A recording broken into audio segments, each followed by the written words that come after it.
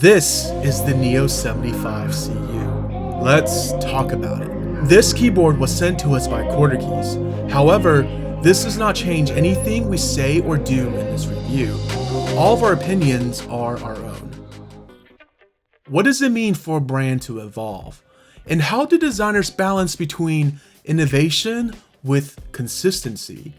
Today, we're going to explore how Neo has grown from their humble beginnings to their latest creation, the Neo75 Cu. For Neo, it started in late 2023 with the announcement of the Neo65 pre-order. And what caught the community's attention was the low starting price point of $79.99.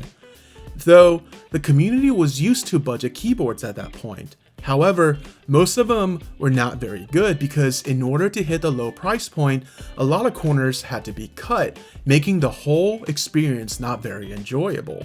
But when the Neo65 was delivered in Q1 of 2024, the overall feedback was that the Neo65 has an exceptional value. The quality of finish, tight feel, and sound were incredible for its price point. And Neo continued to innovate with each iteration of its products. With the Neo70, it popularized the FRL TKL layout and introduced the magnetic pogo and the catchball system to the Neo line, making the build process incredibly easy and enjoyable. And with the release of the Neo80, they learned that the catchball system has to be fine-tuned at the factory because there were reports of the catchball system becoming loose unintentionally. And then they took a huge risk releasing the Neo Ergo. They designed a tinted Alice keyboard, which is not very popular and traditionally very expensive. However, the Ergo continued Neo's legacy of exceptional value, and it became many people's first tinted Alice keyboard, me included. With the success of the Ergo, I've begun to wonder, how has Neo's philosophy of accessibility and innovation mature over time? Will they stay true to the original vision, or will they redefine it completely? And I believe the answer to that is the Neo75 Cu, the culmination of Neo's evolution thus far. The Neo75 Cu brings premium features that's typically found in boards that cost $350 or more, but with a price tag of $190. Premium features like a heavier bottom case with the use of copper and brass. And it gives a more premium feel with it being much heavier. So all in all, the design of the Neo75 Cu makes a lot of sense. It's the natural next step for them. It brings exceptional value to what I considered a mid-range budget. The Neo75 Cu continues to be accessible to newcomers with the ease of build with a continual implementation of the magnetic pogo and ball catch system. The ability to take the board apart without any tools or stress of yanking out the JST cable from the daughter board is a quality of life improvement that any newcomer will appreciate. When I first heard about this board, I thought, how is it possible for a copper bottom keyboard to cost under $200?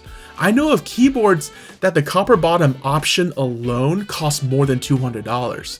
Like, what sacrifices were made to achieve this price point? Now, I don't exactly know how they did it, but I do think part of it is QwertyKeys' vertical integration. They can handle different aspects of the design, manufacturing of the case, the PCB, the plate, the accents, all in-house, thus cutting cost. Also, QwertyKeys' production volume is massive, which will also drive the cost per unit down quite a bit. That being said, I have found the ano and spray coat finishing have no issues of streakings or marks. However, I will say they are a bit more rough to the touch when compared to boards I have reviewed that are more expensive or ones that are in my collection. There's nothing bad about the finishing, just a difference in touch. I do need to emphasize, this is still the best finishing I have come across in this price range. So what do I think is next for Neo? With the 60 Cu and the 65 Cu right around the corner, I think they will continue this evolution with the Cu line, bring exceptional value proposition for the mid-tier price range. And I would love to see Neo taking a step in the direction of designing a board that is enthusiast first. What I mean by that is designing a board that does not prioritize the ease of build, but instead achieving top tier sound and feel that's found in boards that cost $600 or more, while maintaining the amazing value proposition that Neo has been able to achieve this far. Stay tuned for the sound test. We have 2 builds for this review. Let me know which one you prefer in the comments down below.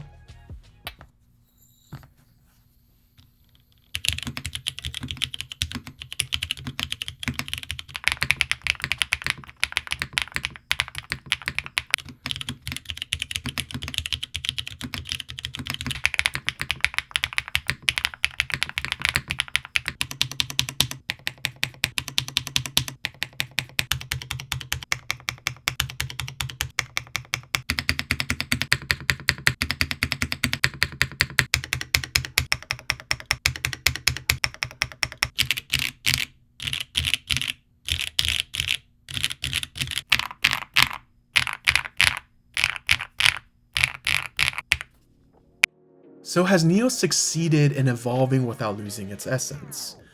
What does the Neo75 Cu tell us about their direction as a brand? And ultimately, how has this keyboard series shaped the mechanical keyboard community, and where would it take us next? Let me know your thoughts in the comments down below. The evolution of Neo has been fascinating for me to see, of how they're able to strike the balance of affordability, innovation, and accessibility that's becoming the hallmark that defines them as a brand. And I think their presence in the hobby will continue to challenge other designers to innovate as well. This is a different style than I typically do, so if you like the style, let me know in the comments down below, and give a thumbs up and subscribe for future content. I'll catch you next time.